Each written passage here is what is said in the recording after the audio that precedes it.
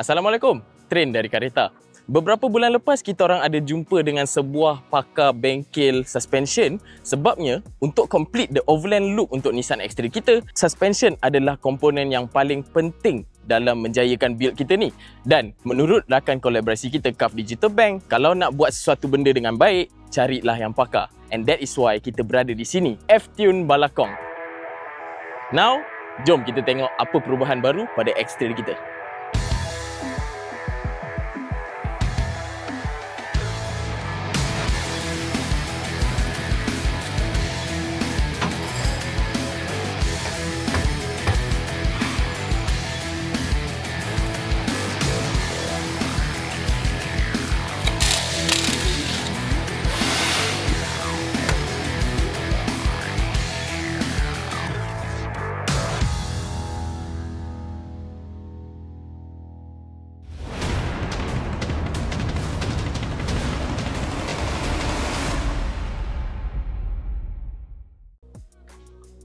Sebenarnya F-Tune ni bukanlah nama asing dalam dunia motorsports Malaysia.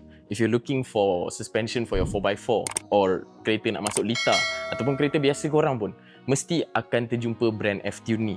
And tengok ni, banyak piala and banyak podium yang diorang bawa balik. Bukan sahaja produk suspension yang F-Tune keluarkan, malah diorang pun ada ilmu untuk fine tune suspension korang untuk memastikan pengendalian yang paling mantap untuk korang. Okay. So sekarang tiba masanya untuk kita tengok X-Trail kita. And tu, wah dah siap dah jadi overland dah. Nampak tak wheel gap kat bawah tu?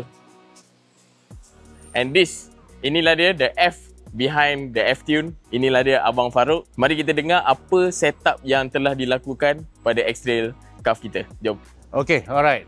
So untuk T32 X-Trail project ni, requirement daripada klien ialah untuk dia raise 2 inci height daripada standard. So based on measurement kita is possible, and then kita come out dengan kita punya F-Tune GT series, adjustable high low soft hard body shift, adjustable damping, adjustable height. Tetapi dia bukan normal GT series sebab ini ialah custom work. So apa itu GT series kan? GT series ialah monotube suspension kita. Untuk X-Trail, depan ialah inverted monotube dan belakang ialah monotube. So ini memang kalau monotube ni dia high performance punya suspension. Untuk lasak boleh, tetapi dia durability dia memang tinggi. Walaupun dia lasak, tapi kita pakai untuk daily driving pun no problem.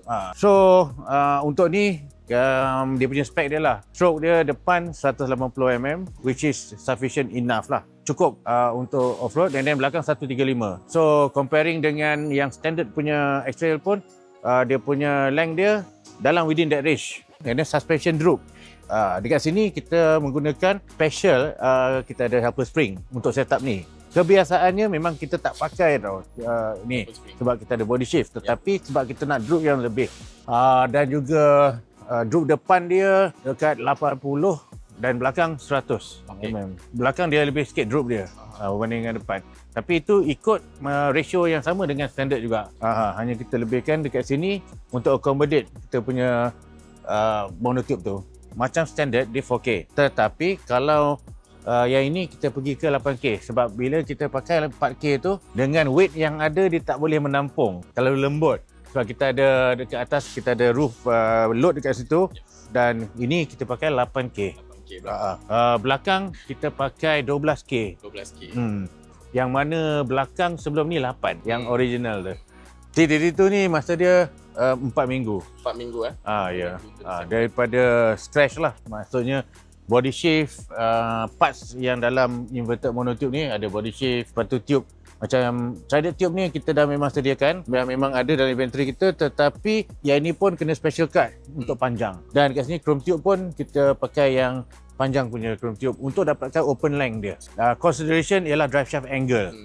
Okey, kita dah cuba maksimum dia. Maksimum kita maksimiskan angle ni dengan memanjangkan kita punya shocks ni about 3 inches and a half possible. Tetapi drive shaft tak boleh support.